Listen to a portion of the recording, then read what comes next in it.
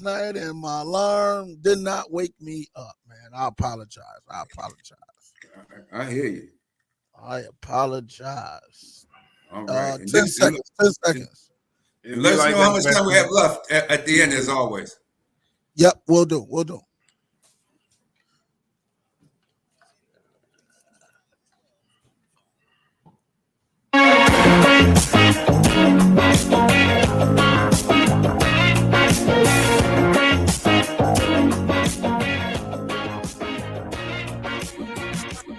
You already know, man. It's Deion Dawkins, and you listening to the Real Deal Sports Show on the Beat 105.5.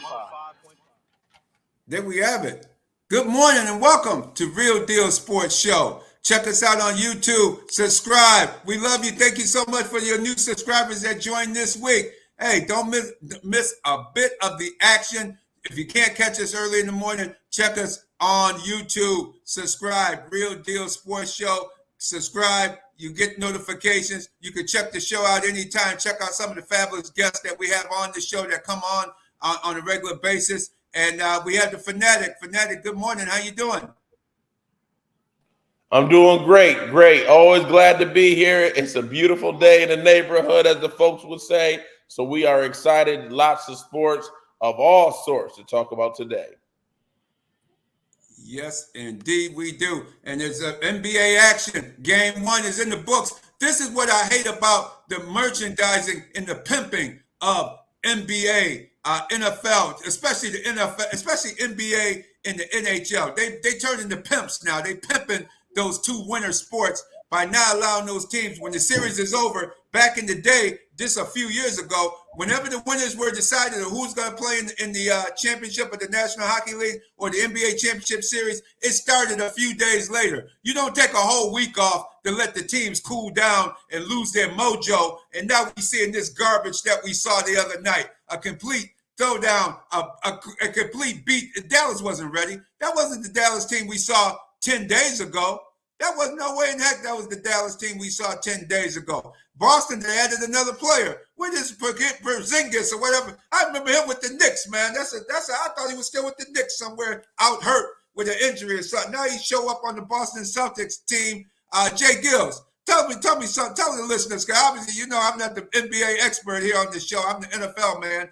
Talk about why they took so much time off to allow these teams to not be themselves on opening night of what's supposed to be the championship series, J-GILLZ. What in the world, J-GILLZ? Go ahead, please educate the rad man, because that is it's lunacy early morning on a Saturday morning. Go ahead, my brother J-GILLZ. Hey, we could have put our top 5 players right here up here at Cobb's Hill. We could have went to Tony Bowler Park and took the 5 best dudes and had them play against Boston. It might have had a better result than what we were watching on Thursday night, J-GILLZ. Hey, good morning, fellas. Good morning, fellas. And of course, good morning to the Real Deal family out there listening. Hey, man, I'm going to just tell you like this.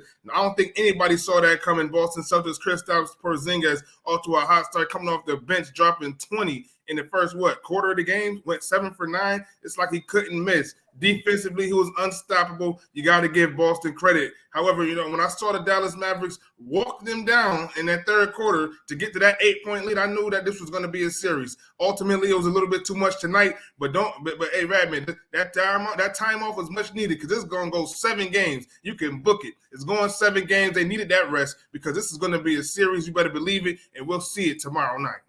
Well, it seemed like Porzingis was the only guy, because he'd been off so long, he was eager to play. He looked like he was the only guy out there really hungry out there playing. And what happened to the other star, Fanatic? Where was the other star guy for Tatum? Where was that cat? Was he missing in action? What happened to him? That's a great point. Yeah. He just, to me, Jason Tatum, a great player, but he's like when they used to talk about LeBron James and making the right play. Jason Tatum, he just floats throughout the game. Jaylen Brown, I like him personally more, and truthfully, I think he's a slightly better overall player, because he sets the tone and really has the Boston Celtics to say, we're going to play hard, we're unafraid, and if we go down, because I can guarantee you, Jaylen Brown, his handle's gotten a little bit better, but it's still not there.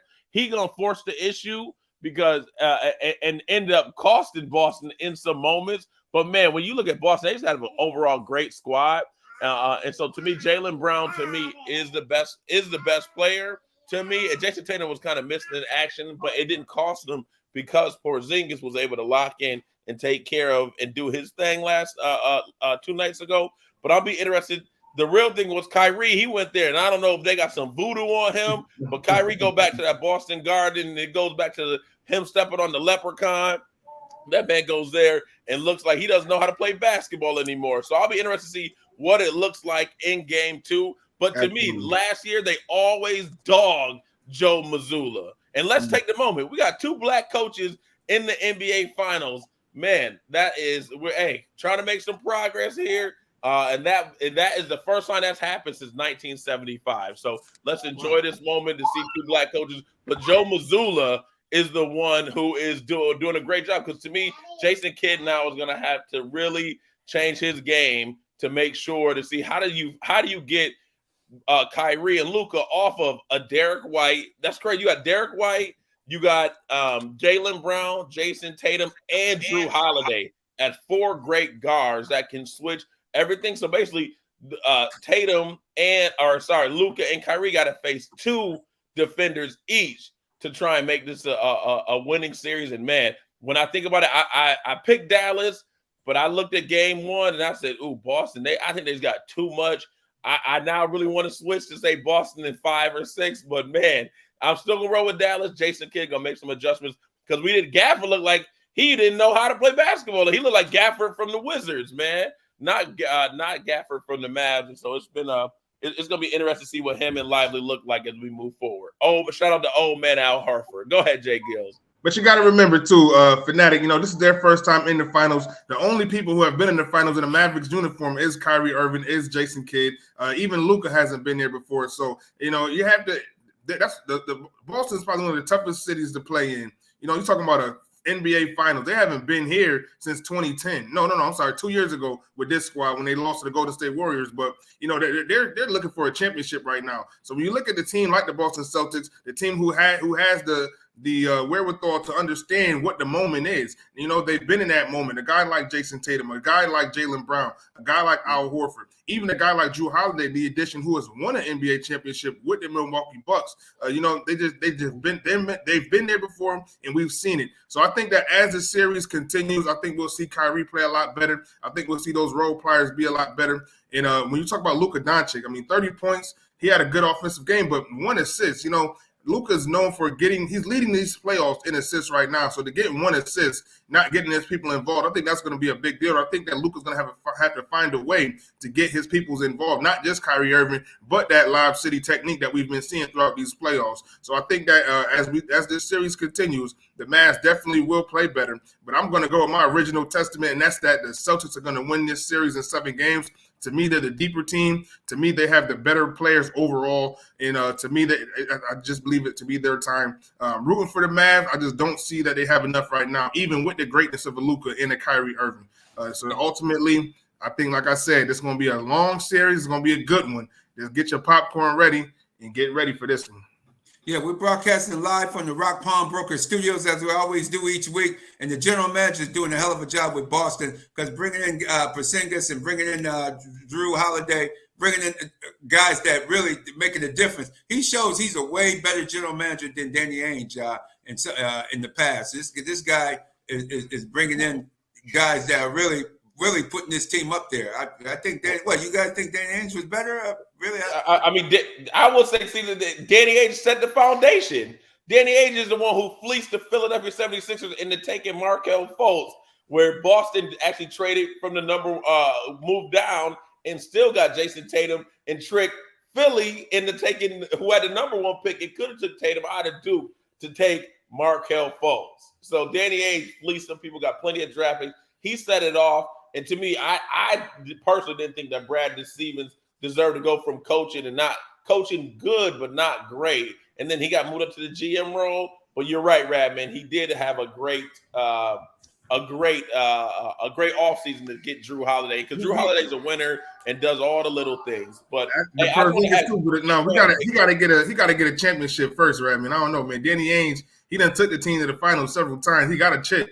No, man. Brad, he's going to have to get it done before he's even up there with Danny. The moves are made, excellent moves made. But, what Danny Ainge, the trade that he made back in 2008, to get Kevin Garnett, to get Ray Allen. You got to give him credit for that. We haven't seen that. And then to win a chip in the same year, nah, man, Brad Stevens going to have to get some hardware before he's considered up there with those guys, especially Preach, J-GILLZ. Preach, J-GILLZ. And then the other piece of that, too, is the biggest thing about Danny Ainge that I want to see about Brad Stevens is that what does Joe Mazzulla look like? Joe Mazzulla is the main hire, is the guy that has been really believed by Brad Stevens. Right. That's his guy. So to me, it's Joe Mazzulla and seeing how that's going to end up and transpire. That's going to be the big proof of them to putting along with getting some hardware for the new guy, Brad Stevens. Absolutely. So, guys, as you can see it, Dallas seems to play better the deeper the longer a series go on. They've proven that throughout this playoff. So, yeah, they should be. Jason Kidd can make those adjustments and get them back in it. If not in game 2, at least in game 3 and 4 to get it, tie that series up and send it back to Boston 2-2. That's one thing that Dallas can hope for, because Dallas.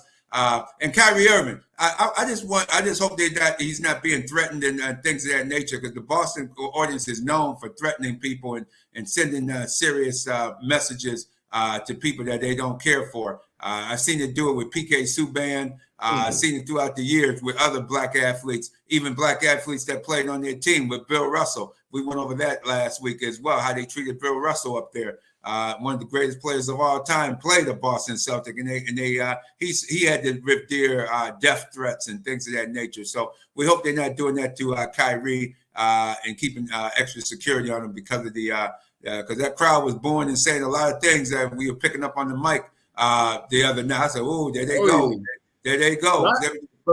Radman, I got to give Kyrie credit, because this version of Kyrie that we've seen, I mean, he's handling it with grace, with integrity, with a lot of poise. This isn't the same Kyrie we've seen in years past after departing from the Boston Celtics. Even in the post game, him in the media, he's showing a lot of leadership qualities that a lot of teams are probably upset that they didn't make that trade last year to get him at the trade deadline, as the Mavs did, because this Kyrie Irving can help a lot of teams right now. I mean, I'm loving the leadership that I'm seeing, and I think that ultimately he'll be the main reason, if they are able to pull it out. Absolutely. That sounds like a good point there. If they're able to pull it out, and I think that could happen. And you see the same thing with the National Hockey League starting tonight, Saturday night, with the Edmonton Oilers playing at the Florida Panthers out in Fort Lauderdale. I know a lot of people probably in Fort Lauderdale don't even know a hockey series is even going on. But up in Edmonton, Alberta, that's all it's all. It's the Super Bowl for them up in Edmonton. So I hope Edmonton can win it in 6. Florida's the favorite team. They're similar to Boston. They were there last year. They're a stronger team than Edmonton, experience-wise. Edmonton has the young stars, though. The Connor McDavid is one of the greatest players to play the game currently, the Wayne Gretzky of this era. So keep an eye out. I got Edmonton winning it in 6 games. I think their star power that will pull them through against a very tough Florida Panther team. And if Edmonton wins this series against the Florida Panthers, it'll be the first time in 31 years that a Canadian team has won the Stanley Cup. And that's amazing. I can't believe I never thought in my lifetime I would see a Canadian team not win a Stanley Cup in a sport that they started themselves, haven't won it in 31 years. That just shows you how hockey has been spread out from Canada and taking away a lot of those Canadian teams to go to bigger American cities like a Fort Lauderdale that, like I said, half of the town probably don't even know hockey is going on right now down there in Florida. People brought those cruise ships, going on those cruises and doing hanging out. You know how it is. You know how it is when we go down there to see the Bills Dolphins down there in Fort Lauderdale. There's always something going on down there in that area. So I can't imagine in Sunrise, Florida, right down the street from Fort Lauderdale in Sunrise, people even know, besides that big flea market they have going on out there in that area every weekend. Man, they got a giant flea market out there. I don't know how many people are checking out the Florida Panthers and Edmonton Oilers. Let's see if they even have a sellout over there tonight for the game. But good luck with that series. Edmonton in 6. Hey, I got the Florida Panthers in 6, man. I know. Sorry, Connor McDavid. Oh yeah, you got the Florida Panthers in 6. Fanatic says the Panthers in 6. Nala pointing her finger up, saying she got the Panthers in 6 as well. So Nala looked very adamant about the Florida Panthers guest of the show. Nala, thank you for coming on and giving your input into it as well as guest of on the show as well. We're going to move on as we have a possible guest coming up shortly. And keep in mind, the phone lines are open. If you have a question on the NBA or any talking sports of all sorts, give us a call. Area code 585-595-1055. That's area code 585-595-1055. Call in. We'd love to hear your comment on talking sports of all sorts. And we're going to go right into Major League Baseball. Talking the right now, Yankees versus Dodgers. Super Bowl of baseball going on right now. The two super teams that seem to have all the major star players are playing right now. And what a game last night it was. It went extra innings, went 11 innings. Decided one of my favorite guys with the former Toronto Blue Jay, Teoscar Hernandez. Hey, how did Teoscar Hernandez end up on the Dodgers? Wait a minute. I mean, the Dodgers just grabbing all the hitters. I mean, in Toronto, now we don't have them hats. And we got rid of too many of our hitters. That's a whole nother story with my Toronto Blue Jays. But Teoscar Hernandez with the two-run single drove in the winning run, 2-1 victory over the New York Yankees. The Fanatic's favorite guy, Giancarlo Stanton, once again in the big moment when you can win a game. What did Giancarlo do? He struck out. Giancarlo Stanton, take care. Safe travels. Giancarlo Stanton struck out. This guy never seems to hit a home run when he in clutch time, when you need him to bring a team, to bring the Yankees from behind. But when they win it, when they beat somebody 10-0 or here we go. Here we go with 2-3 home runs in a game. Oh, the guy massive too, like 500 feet moonshots. Oh God, Radman, you got me. Radman, this is now like therapy now for us and our Real Deal Sports family, because this is Yankees versus Dodgers. What a game last night. Well pitched on both sides. You got to see one of the best pitchers who came over this year from overseas in front of Dodgers, and the Yankees kind of pieced it together. What a game. And I will say, Radman, I love the runner on second, man. It puts so much more strategy into the game. But Radman, why doesn't anybody square up and bunt anymore? You got a runner on second with no out. You're in the winning areas. Why not bunt? Move the runner over to third and try and hit a sac fly to win the game. I don't understand. But yeah, your Blue Jay guy, Teoscar Hernandez, did his thing. Aaron Judge is literally the offense for the Yankees. He went and got that dude. Is amazing and is the face of baseball. He need more commercials, man. Aaron Judge should be like, and he is the unicorn. He's big, he's strong, but he can identify with everybody, man. His family, he down with everybody across racial lines.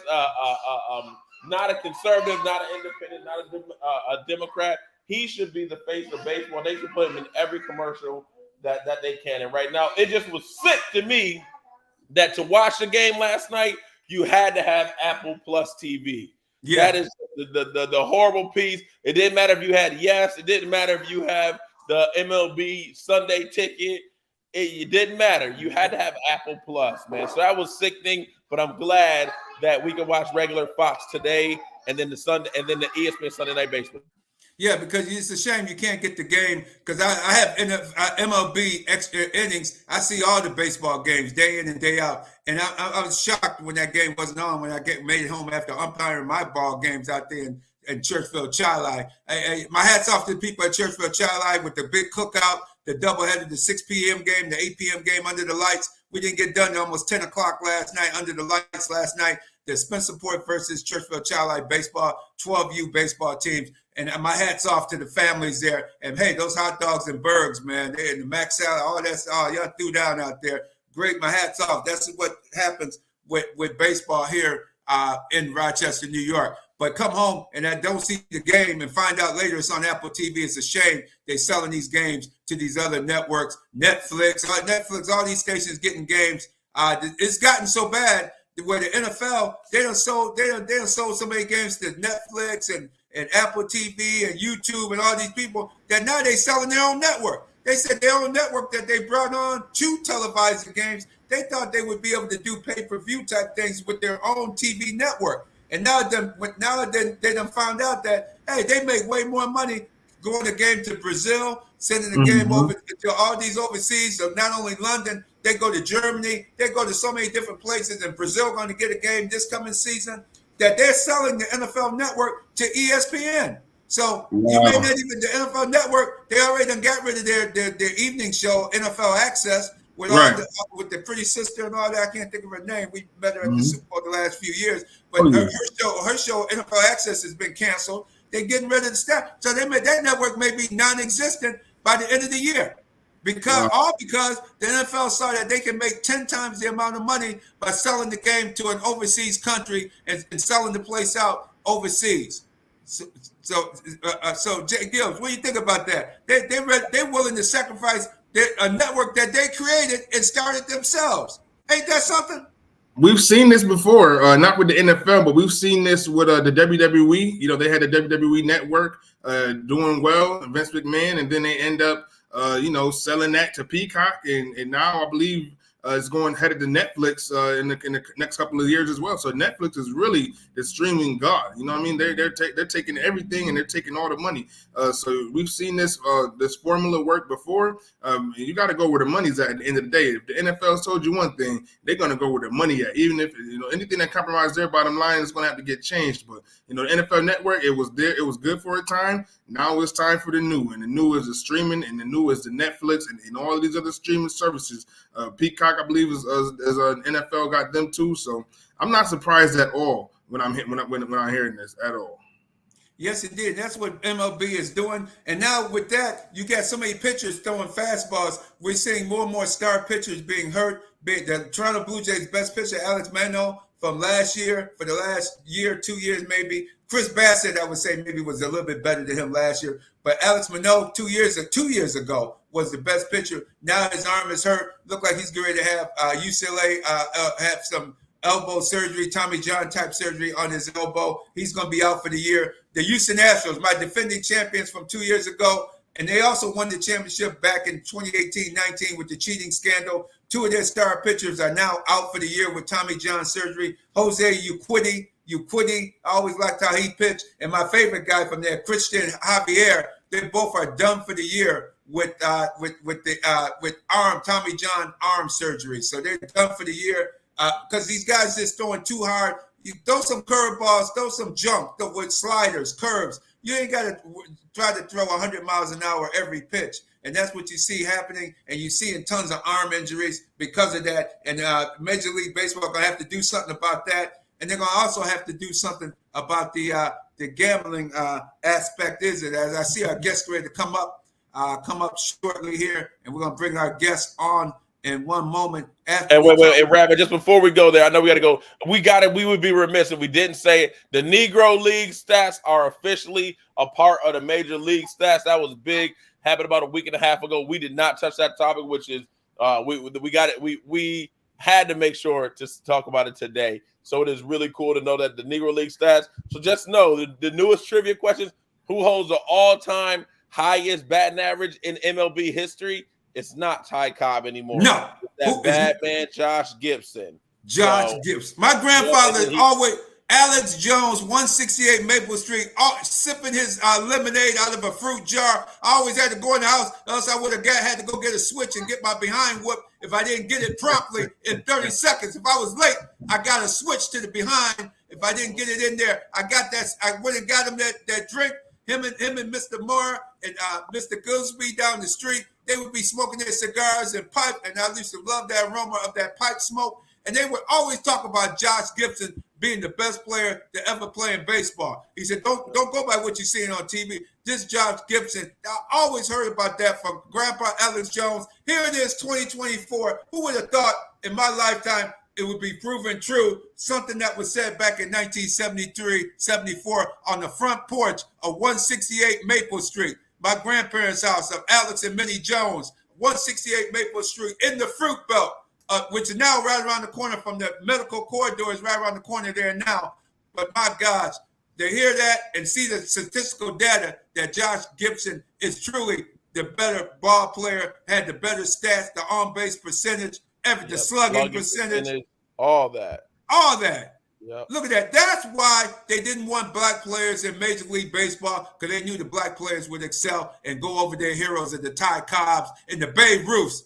We saw that with Hank Aaron. Hank Aaron proved Babe Ruth, you know, a good ball player, Babe Ruth, but he wasn't better than our guy Hank Aaron.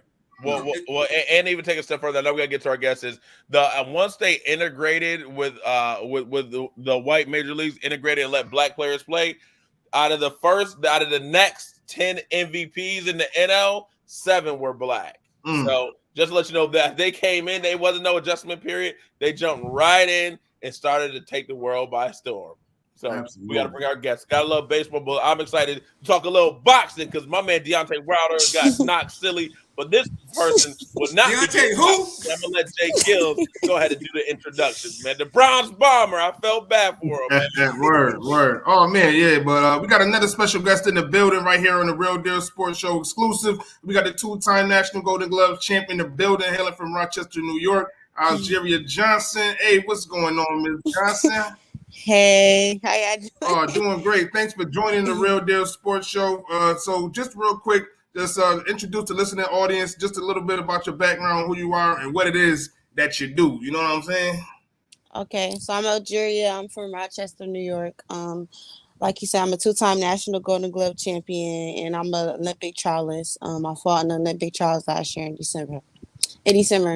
And I'm a future Olympian. Hopefully, I do get a chance to fight in the Olympics. I'm going to camp in Colorado in 2 weeks, and they got who they want, but you know, anything can happen to where the girl can get injured or anything, and they might need an Olympic alternate, and that's where I will step in and play. So I'm just staying busy, staying sharp. I fight in August in the women's tournament, in December in the national qualifiers, and eventually soon I want to go to the pros and become a world champion. So I have a lot of national experience, and I've been boxing for 8 years. Absolutely. Boxing since 2018. Started at 15 years old, if I'm not mistaken. Yes. 13 career wins, but we did our research. I got more wins than that. Okay. Yeah. That's probably, you looking at probably online box, right? They don't show the accurate amount of wins. I got like now probably 25, including the tournament I just came from. Now it showed on there 1 knockout. You know what I'm saying? Now is that still on there, or we got a couple knockouts? I got 2 stoppages where they stopped the fight, you know. Before it becomes a knockout, they stop the fight in amateur, you know, just for safety reasons, so boxers won't get hurt. Yes. I want to ask on that, but I'm gonna let Radman get some questions in. Yeah. One question I have for you: how did you get started in boxing, and when did you decide that you liked boxing? I started boxing at 15, and I actually always been a fighter. I used to fight in school and fight in the streets, so I was always good at fighting. But I wanted to use that negative energy and put into something positive. So when I stepped in the gym at 15, I already knew I was made for it.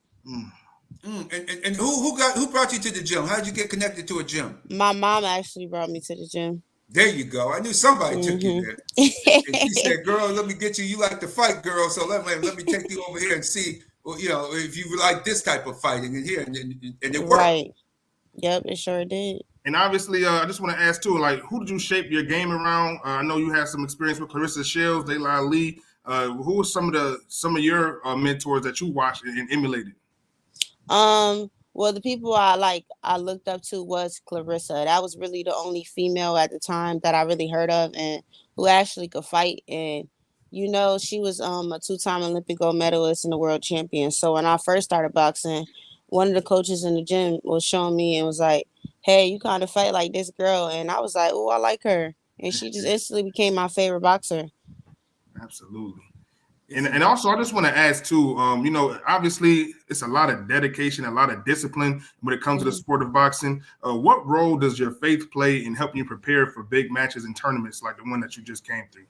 So I basically go into isolation, and I'll go into a period of time where I just really stay alone to myself because boxing is a lonely sport. So you got to stay focused and it's always going to be distractions or people who negative around you. So you got to always keep your mind sharp and focused, and you got to really stay guarded in the sport, because the more you go up, the more problems come, the more haters you get. A lot of people start to love you, but then you got people who want to take what you have, or stop you or bring you out of character. So really, I just stay positive no matter what, and I also I talk positive to myself. So I probably do like sometimes like affirmations, like self talk, um and I just constantly just tell myself I'm reaching for greatness. And also I stay disciplined. It's days where I probably don't want to train. I just go to the gym anyway, still train, because you get tired sometimes or overwhelmed. So I just stay consistent. Even when I'm not feeling motivated, I still go to the gym. I love that. Can I jump in here, fellas? Because we talking to a champ right here. What up, champ? Don't put What's your hands up? on me. I don't want no furniture moving with you. No one, none of that. Hey, but just tell us, what's your aspirations, man? Like, I think to me, I always like to tell, I work in education, so I always tell it's the score of the game, and then it's the game of life. Sometimes it's bigger than just that moment in that game. But sports teach you everything that you need to know in life. So, what are your goals and aspirations for yourself in terms of the sport of boxing? So my goal is actually to become an Olympian. Hopefully for this year. The Olympics is every 4 years, so I'm not gonna wait another 4 years just because I know that I have. I just know that I'm a special type of fighter, and even if it don't work where I do not go to the Olympics, or something happens where they take the girl who is going, either way, I just know when I do hit the pros, I know I'm gonna make noise, and that's gonna be a way for me to prove who I am as a fighter and everything. So right now, I'm staying down right now and just gaining all the experience, but I'm a future world champion. Absolutely. I love it. My bad, Jake. A little more. So then, just with that, like, what is it like? Is it like, especially boxing? We know that the boxing money, it's all ugly, different promoters, da da da. How do you plan? Is it about money for you? Is it about being the best of all time? What do you think? And I got 2 daughters who you're inspiring right now, so I appreciate it. Well, actually, it's crazy. A lot of people ask me, um, a lot of people be coming to me and they ask me those questions. It's really not about the money, because I know eventually the money is going to come, because I'm actually passionate about the sport, and I've been boxing for 8 years, and we don't get paid in the amateurs. We got to come out of pocket for these tournaments and stuff. So, it's one of those things where I know I'm invested into my career, getting the experience, so I know later on it's gonna pay off, and it's gonna come naturally. Like, I'm honestly not even thinking about the money.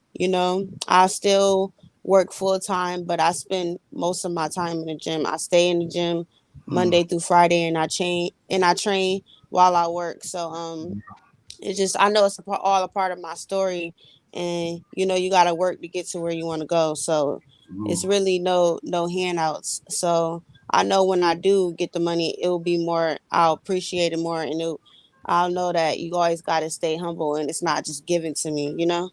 Absolutely. Thank you so much for Just coming on. real quick, because you said that you was fighting in the streets. Now, was you on the east side or the west side? So actually, when I lived in Rochester, because I moved to Charlotte, North Carolina during middle school. So I went to ABC Head Start, and I went to 35 school, elementary school in Rochester before I moved to North Carolina.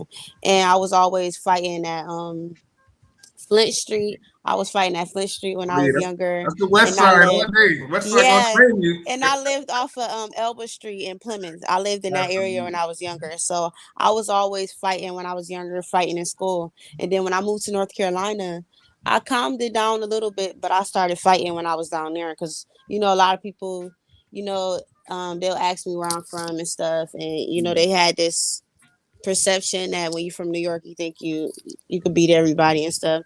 So I was fighting down there, and I always loved fighting. So I just knew like I need to be in some type of contact sport, because I'm just the type of person, my anger was so bad that I feel like I would either be in jail or dead, because I had serious anger issues, and it never really go away. But you learn self-control.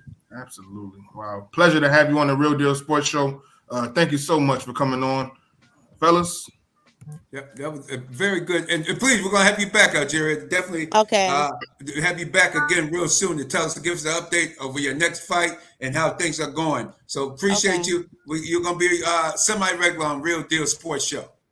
Okay. Hey, keep being an inspiration and enjoy the Queen City. That's 704, baby. One of my old cities, Uptown, all that.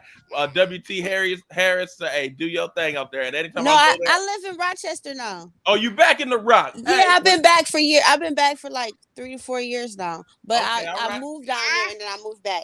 Okay, I love it. Well, those are the hometown that raised me, and Charlotte's another city that helped me get to where I am today. So love both those cities. Love both. Okay. Thank you so much. And BacSpin, come on in real quick. Speaking of fighting, Jared, we're going to see you again real soon. Thank you for coming on Real Deal Sports Show. And You're speaking welcome. of fighting, thank you so much. Speaking of fighting, Diana Taurasi tried to jump on Skylar Diggs on the bench the other night. Man, that looked like that was going to be a thug. They said these women been at it for years, man. Yeah, that's been going on a long time, right, man? I didn't know that, man. Ever since the Phoenix Mercury days. Yeah, those two got bad blood for real. They got beat. Taurasi, I don't know what Skylar Diggs said, but Taurasi jumped up.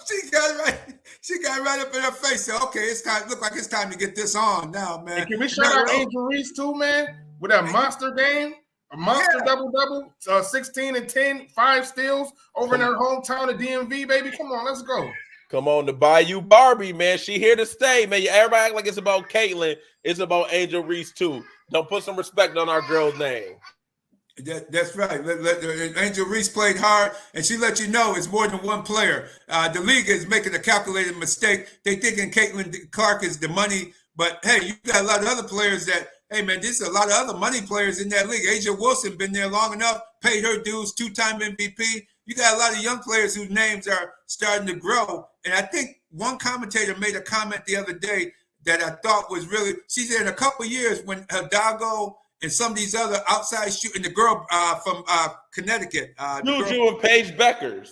When Paige Beckers and them come into the league, then they can turn it more into a shooting league than into a game in the paint right now. A paint physical contest. They said when those shooters come into the league, but it's gonna be a while. No, but that's why they don't got a while. I mean, technically they do it a while, but they don't got a while. And to me, they need to capitalize on the natural rivalry that exists between Angel Reese and Caitlin Clark. That should be the foundation. And then anybody else you see almost by accident, but you feature Angel Reese as much as you can, and you get Carmela Cardoza on the same team, the Twin Towers like the Spurs used to have. And then you add Caitlin Clark, the Aaliyah Boston. We should be watching her, but she too nice. Every time I watch her, I don't really like her game like that. But Aaliyah Boston, I like her. She's so nice from the Virgin Islands. But to me, Caitlin Clark is the one you build around. But that's how you see other people. Because let's be real, we love Stewie. Stewie's nice. Sabrina and Escu, they need to feature them more often, man. Because their games are nice, but they don't do enough marketing with those.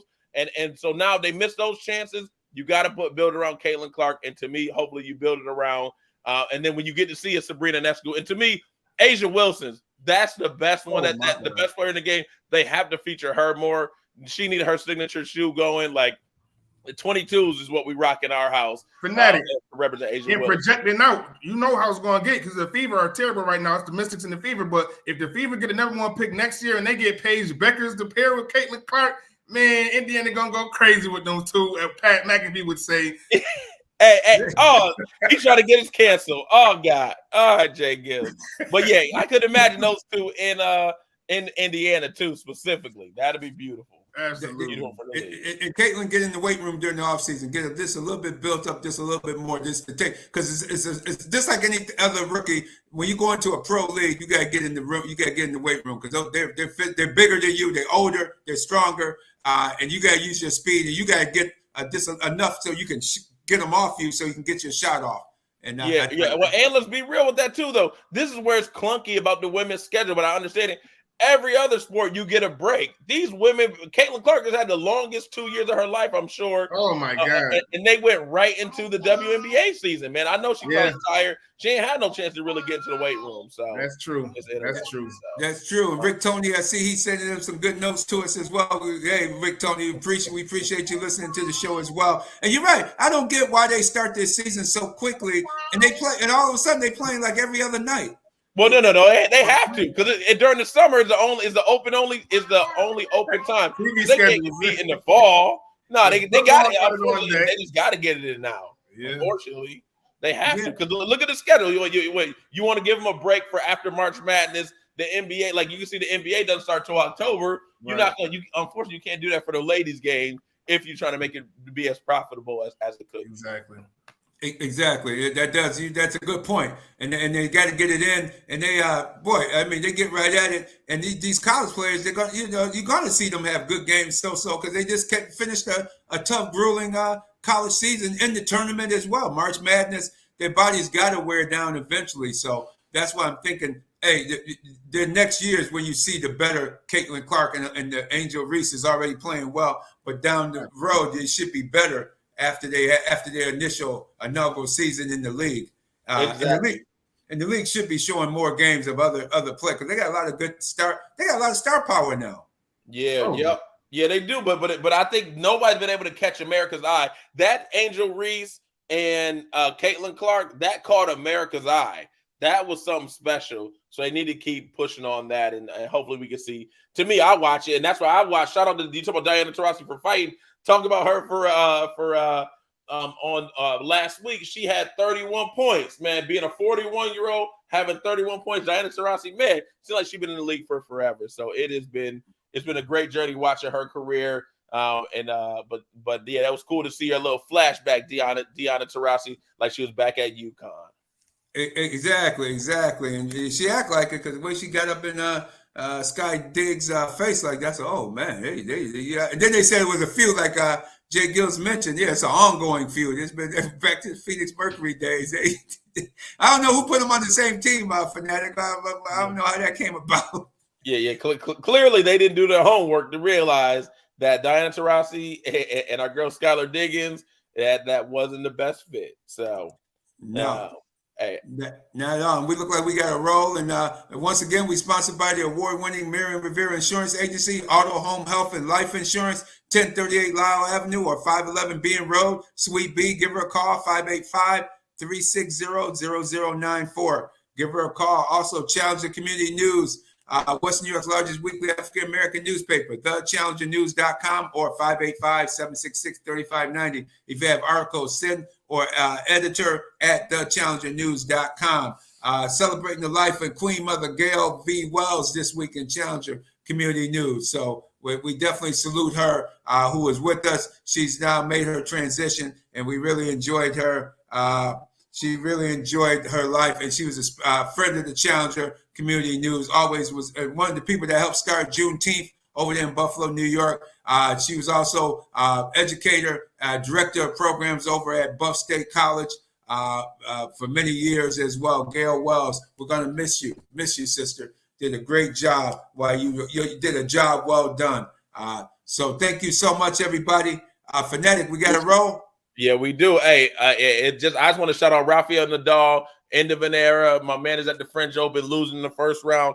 That man dominated. Dominated isn't even the word. I think the next closest person who dominates is Michael Phelps in the water in the Olympics and all those tournaments leading up to it. And then I would probably say Tom Brady versus the Falcons. He was 11-1 versus the Falcons, and then he was 33-3 against the Buffalo Bills. So to me, it's been certain players are able to dominate certain teams. Aaron Rodgers versus the Bears, but I think more closely associated. Tom Brady dominating the Buffalo Bills, 33-3, 11-1 against the Falcons.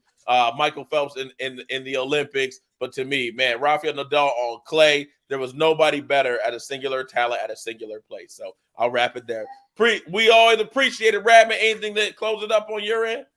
Hey, Mets Phillies overseas in London. Check it out tonight, later this afternoon. Mets versus Phillies. least they're not playing in New York. Philly, at least the Mets can get their butt whooped overseas too, just like they do back in New York at the at Citi Field. So Philly should win that one, but it's overseas. More and more overseas action. Check us out next week. We'll be back. The Kansas City Royals, one of the most exciting teams in baseball. They love coming back in the 7th, 8th, and 9th inning, especially the 9th inning. They were down 7-0 in the game last night, came back and beat Seattle 10-9 in the 9th inning, man. Unbelievable comeback. That Witt Jr. kid, man. Yeah, he can play. He's worth the price of admission. I love it. He's good. Yeah, check him out. Kansas City Royals, if you get a chance to see them or you're anywhere in the area and you can see them playing somebody, check them out. They're very exciting ball club. So take care. We'll be back next week. Remember, YouTube, subscribe. Subscribe to the show. Like us. Subscribe. Get the notifications. Join us. Thank you so much to new subscribers from who joined this week. Look forward to the new ones for next week. For now, me and the Fanatic, J-GILLZ, we'll see you next week. See you next week.